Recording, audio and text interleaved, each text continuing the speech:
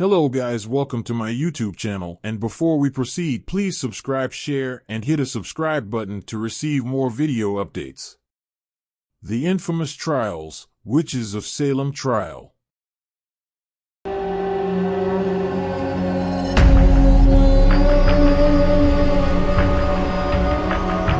Witches of Salem unravels the hysteria that unfolded during the Salem witch trials and led to the execution of women in an affluent New England community.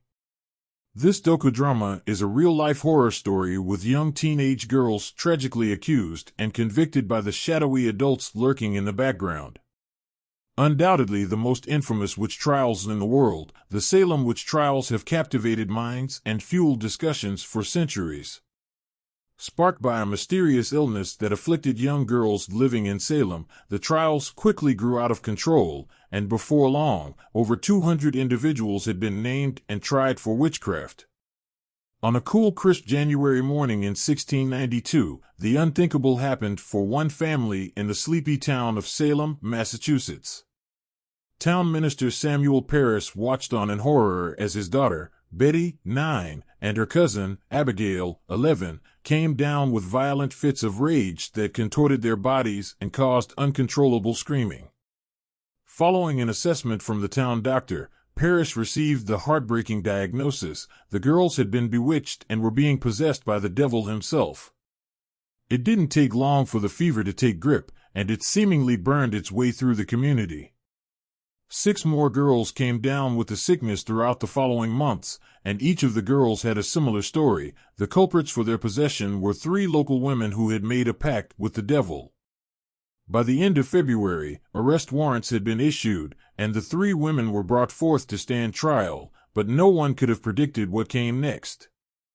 Sarah Good, Sarah Osborne, and Tituba were the first 3 women accused.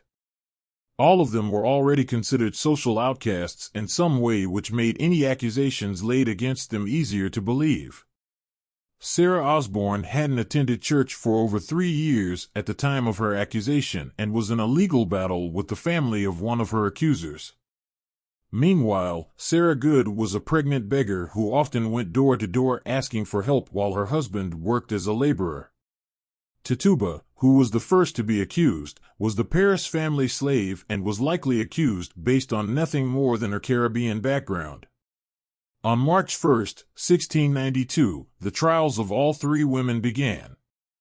They were brought before the magistrates and forced to defend themselves without representation.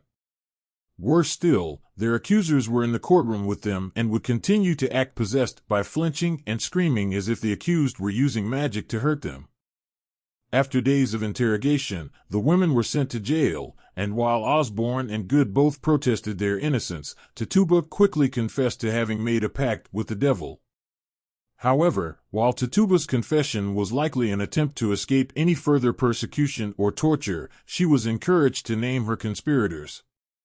She became an informer for the magistrates, naming others from Salem and its surrounding towns as her co-conspirators. Throughout March, more women were accused, including Martha Corey, who had vocally expressed skepticism of the validity of the girls' claims and questioned their credibility. As more were accused of witchcraft, they were encouraged to implicate others through their confession with the hopes that by repenting their sins, they would receive forgiveness.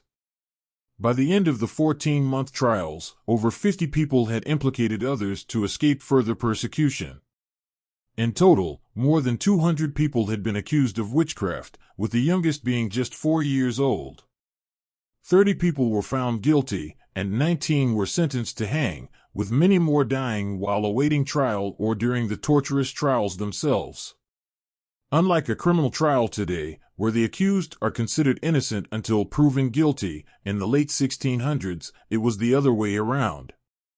Human rights laws didn't exist to protect those accused, and it was up to the magistrates to decide what could be considered evidence. Worse still was the use of spectral evidence, where the accused could be judged based on their actions and the dreams of an accuser.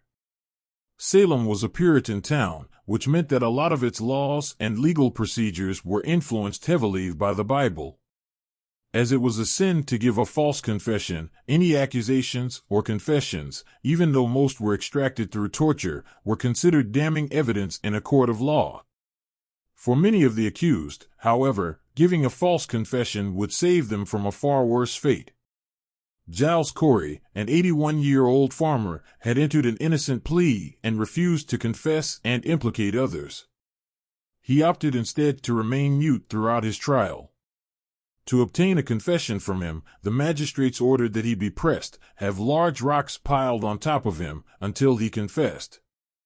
Despite an increasingly heavy load, Corey refused to enter a guilty plea and, over 2 days, was crushed slowly to death under an increasing weight. It's no surprise, then, that so many confessed and pointed the finger of blame at their friends and neighbors. Growingly increasingly unhappy with how the trials were progressing, possibly because his own wife was being questioned, Governor William Phips, one of the key players responsible for establishing them, disbanded the courts that oversaw the Salem witch trials. By late October 1692, public interest in the Salem trials had dropped massively, and with infamous witch hunter Cotton Mather warning of the validity of spectral evidence, the witchcraft fever that had gripped Salem was finally broken. Accusations quickly diminished, and the court cleared the remaining trials. By January 1693, any of those who remained in jail under suspicion of witchcraft were pardoned and released. Thank you for watching. Like and share.